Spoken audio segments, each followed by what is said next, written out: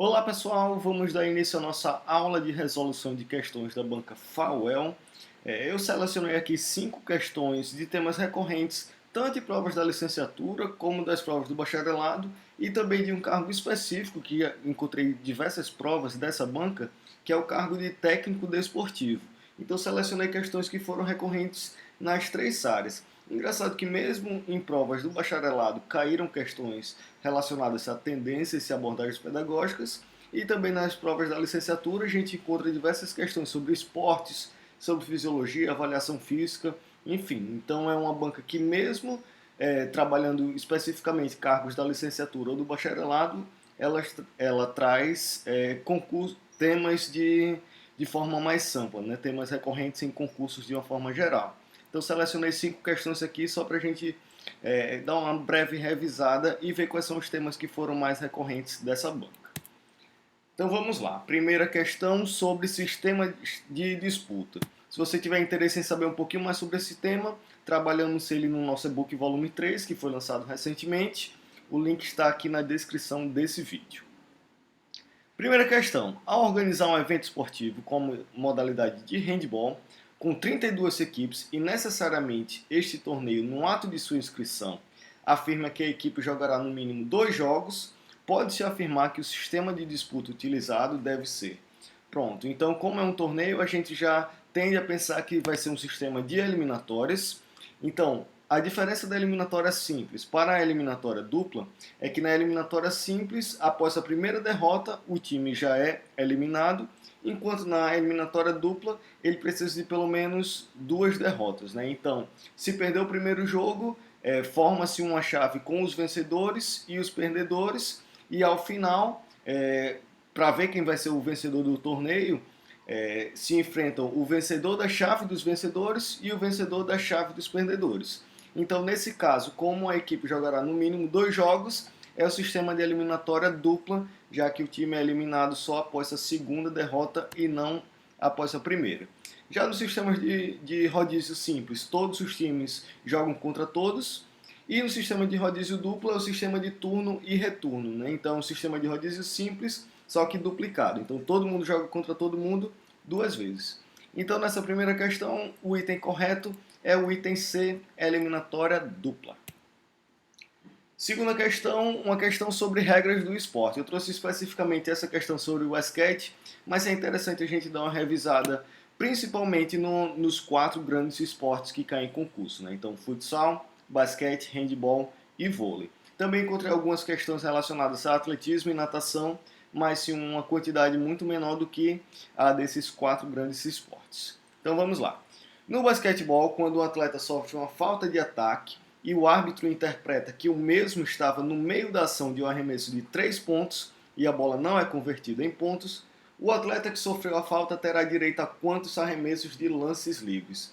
Então, como ele estava no meio da ação de um arremesso de 3 pontos e não foi cesta, ele tem direito a 3 lances livres. Se fosse um arremesso de 2 pontos e não houvesse a cesta, ele teria direito a 2 lances livres. E se fosse um lance de 2 pontos e ele convertesse a cesta, ele teria direito a mais um lance livre. Então temos essas 3 possibilidades, né? Um lance livre se ele converteu a cesta de 2 pontos e sofreu a falta. 2 lances livres se ele sofreu a falta no meio da ação de um arremesso de 2 pontos. E 3 lances livres se ele sofreu uma falta no meio da ação de um arremesso de 3 pontos. Então, nesse caso, a alternativa B é a correta, já que estava no meio da ação de um arremesso de 3 pontos e ele não converteu essa cesta. Terceira questão, uma questão que a gente também abordou no nosso volume 3, que é a respeito da flexibilidade, né? Então, no nosso volume 3, a gente tem um capítulo especificamente sobre avaliação neuromotora e cardiorrespiratória, mais especificamente essa questão vai trabalhar as medidas de flexibilidade, né? Então, vamos lá. A flexibilidade, que pode ser definida como a maior medida possível de movimento de um grupo músculo-articular, sem provocar lesões, pode ser avaliada por diferentes instrumentos. Nesse sentido, um dos instrumentos utilizados é o flexímetro, que oferece resultados em uma escala angular, tipicamente expressa em graus. Já o banco de Wells, que é o teste de sentar e alcançar, oferece informações através de medidas de distância. Desta forma, qual tipo de medida o Banco de Wells oferece.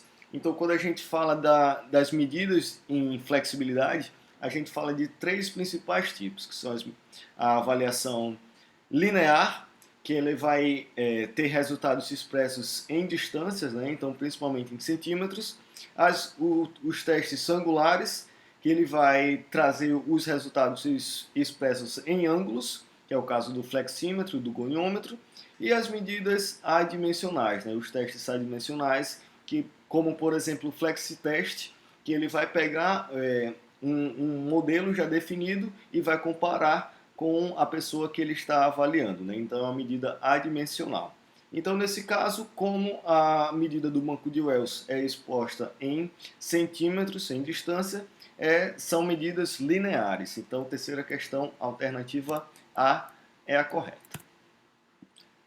Quarta questão, uma questão sobre desenvolvimento e aprendizagem motora. A gente trabalhou esse tema, se eu não me engano, no e-book volume 1 e também no nosso curso online, no módulo 1 do nosso curso online. Todos esses materiais você encontra aqui na descrição desse vídeo. Então vamos lá. Entende-se que o desenvolvimento humano ocorre em fases previsíveis, com mudanças esperadas em determinadas faixas etárias. Desse modo, sobre as fases e estágios de desenvolvimento propostos por Gallagher e Osmond, é correto afirmar que, então vamos lá sobre as fases de desenvolvimento, né? A fase dos movimentos fundamentais vai do nascimento até os 2 primeiros anos de vida. Nessa fase aparecem os primeiros movimentos voluntários, que apesar de imperfeitos e descontrolados, são de suma importância para a aquisição de movimentos mais complexos. Na verdade, não é a fase dos movimentos fundamentais, e sim a fase dos movimentos rudimentares, né? Ela de fato ocorre desde o nascimento, porque a partir do nascimento a gente já inicia a fase de inibição de reflexos, ainda da fase dos movimentos rudimentares. Então, de fato, são os primeiros movimentos voluntários. Alternativa B. A fase dos movimentos rudimentares vai dos 2 aos 7 anos de idade.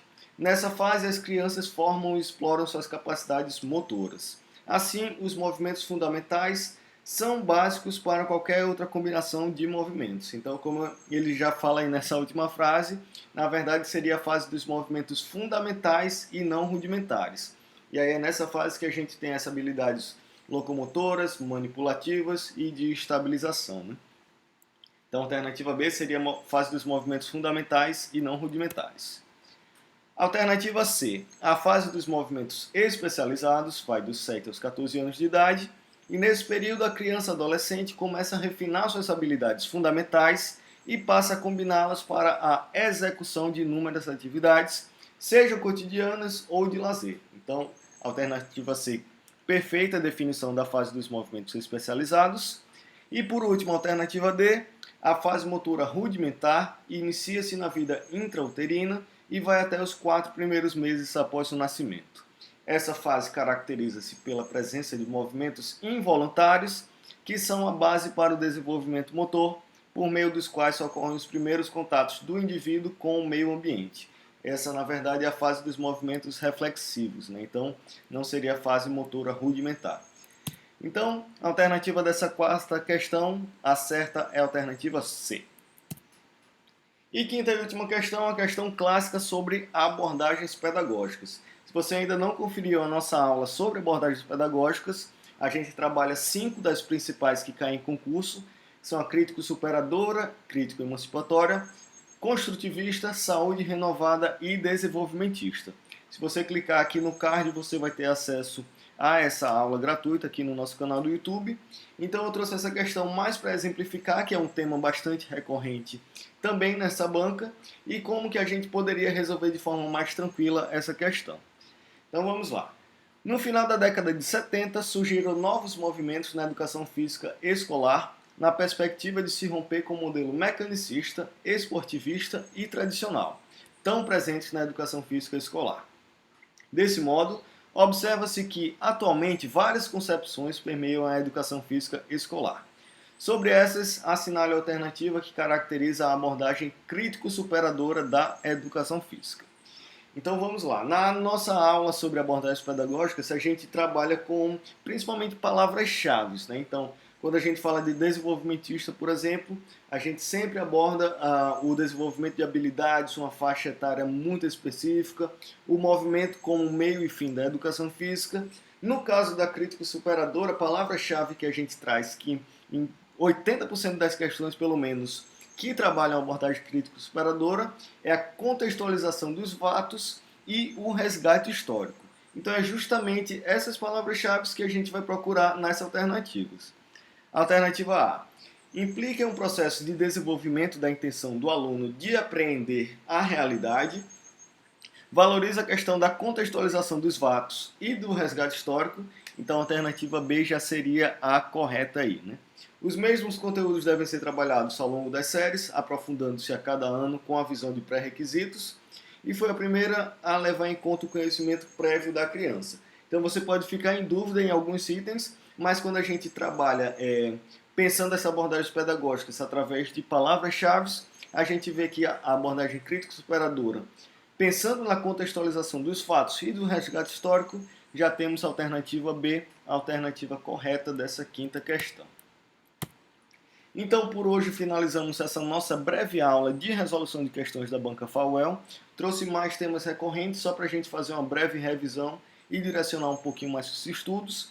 Se você tiver interesse em mais materiais como esse, como eu já falei, aqui no link da descrição do vídeo tem os nossos materiais, tanto os e-books, que são resumos e questões gabaritadas de alguns temas recorrentes, como também o nosso módulo 1 do curso online, que são mais de 10 videoaulas aí, além de materiais extras, materiais de apoio em PDF, questões extras, enfim. Todos esses materiais você encontra aqui no link da descrição desse vídeo.